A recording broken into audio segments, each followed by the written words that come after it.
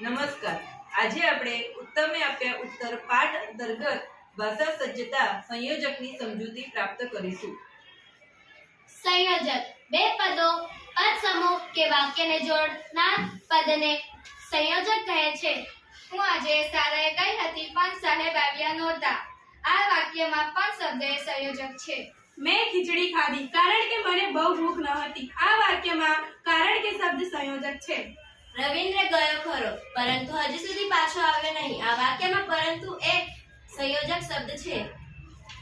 તું શહેરમાં જા અથવા ભાઈને ત્યાં મોકલ. આ વાક્યમાં અથવા એ સંયોજક છે.